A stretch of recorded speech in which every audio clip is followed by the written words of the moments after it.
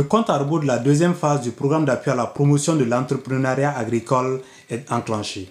Cette deuxième phase se veut être celle de la consolidation des acquis et du renforcement des efforts pour une promotion véritable de l'entrepreneuriat agricole au Burkina Faso. Pour l'atteinte de cet objectif, de nouvelles orientations stratégiques ont été introduites. La première phase, on avait plus de 10 filières, mais pour cette deuxième phase, on va se résumer à 5 filières, c'est-à-dire les filières fraises, tomates, on va regrouper ça en filière maraîchage, tout ce qui rentre dans le maraîchage. Les filières volailles, ça reste toujours volaille. L'agriculture, comme je l'ai dit, c'est la volaille. Il y a les tubercules aussi qui sont là, et puis le porc qui est toujours d'actualité. Et il faut que le PAPEA interviendra toujours dans les mêmes zones, c'est-à-dire le Haut-Bassin, le centre-ouest, le nord et puis le centre, plus les autres périurbains de Gourou, de Ouaga. Et il faut dire que ça va être toujours les mêmes interventions, c'est à travers les postes qu'on va vraiment beaucoup bouger les choses, on va vraiment améliorer les conditions des acteurs.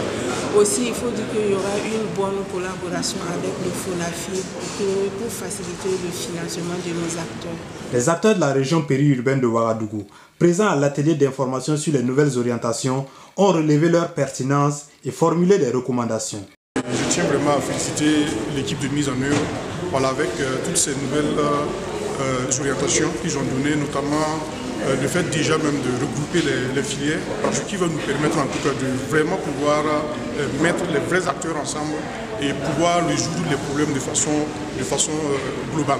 En ce qui concerne également les investissements systémiques, par exemple, il y a vraiment une nette amélioration par rapport à la mise à disposition pour les acteurs. Les conditions ont été clairement établies. Les orientations vont permettre en tout cas aux acteurs de pouvoir répondre de façon efficace, c'est-à-dire résoudre de façon efficace les problèmes systémiques qu'ils rencontrent. Les recommandations diverses seront traitées selon la chargée d'affaires qui a par ailleurs invité les acteurs à s'approprier du PAPEA 2. J'invite les acteurs vraiment à s'y mettre, acteurs essentiels, acteurs d'appui, acteurs de régulation, afin que la deuxième phase du PAPEA puisse avoir des résultats probants. Le PAPEA est financé par la coopération suisse et mis en œuvre par le consortium Helvetas SNV.